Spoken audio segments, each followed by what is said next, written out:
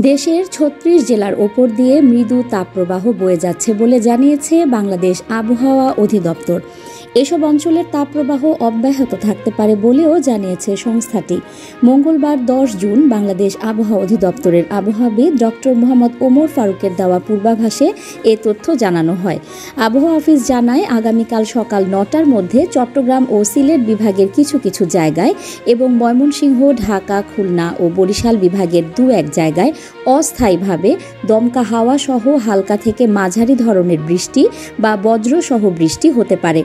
এছাড়া দেশের অন্যত্র অস্থায়ীভাবে আংশিক মেঘলা আকাশ সহ আবহাওয়া প্রধানত শুষ্ক থাকতে পারে।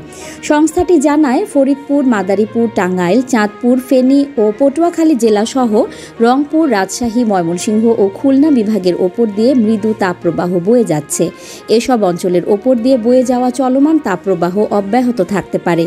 সেই সঙ্গে সারা দেশে দিন এবং রাতের তাপমাত্রা প্রায় অপরিবর্তিত থাকতে পারে।